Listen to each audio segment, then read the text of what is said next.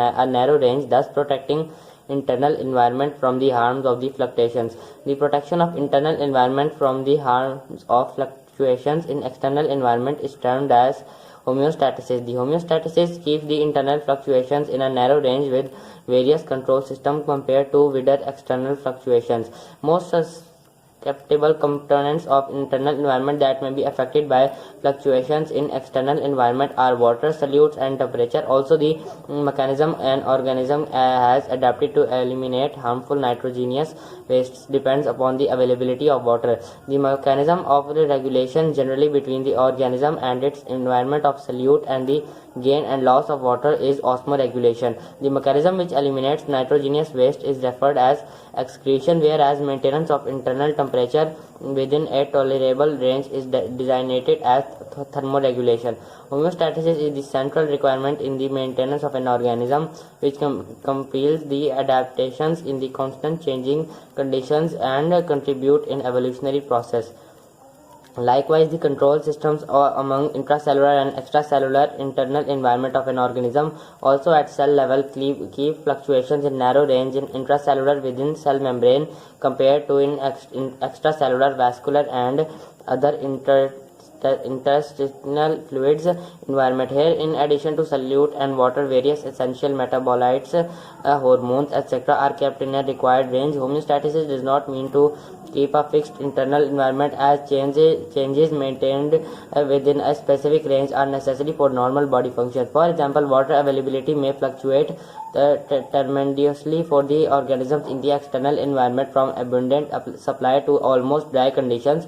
However, the quantity of water in the body internal environment many vary in response to abundant supply and dry condition, but in a narrow range, the control systems would not let the body flooded with water in abundant supply and also not to dehydrate in dry conditions. Furthermore, adaptation to lower level of range in dry conditions and to higher level of range in abundant supply of water is good for the organism to feel normal within internal fluctuations forced by drastic external fluctuations.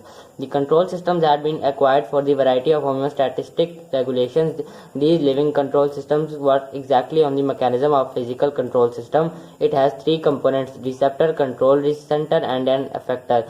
In a physical control system, for example, temperature control system, there is a sensor thermometer that monitors temperature change from a set point and signals to control center to take action by switching on heater or cooling units in response to drop or rise in the temperature compared to the set point. Similar to it, in living system, there is set point in temperature regulated endothermic animals. The receptor sensor detect temperature change, for example, of increase and signal to control center for action of cooling systems, and the vice versa. Detection of change are signaling for effectors. Response to control system is a feedback mechanism. In these processes, there is an inverse effector response to the change in external environment, as there is generally cooling effectors response to warmth sensing in external environment, thus are termed as negative feedback. Osmoregulation, water relations of cell.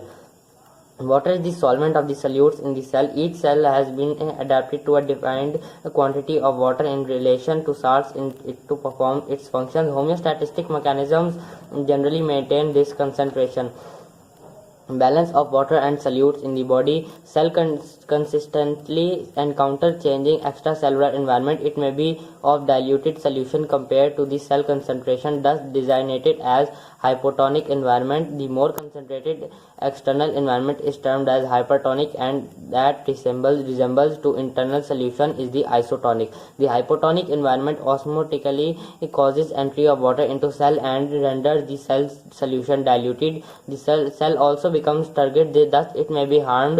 The hypertonic environment, on the other hand, renders cell solution concentrated and shrinks the cell due to loss of water. To prevent these situations, cells osmoregulate themselves to keep water and salt balance in plants and animals. Response of cell to various external environments, different concentration of solution without any regulation with control system at cell membrane. Cell remains in normal state despite differences in its external to internal environments.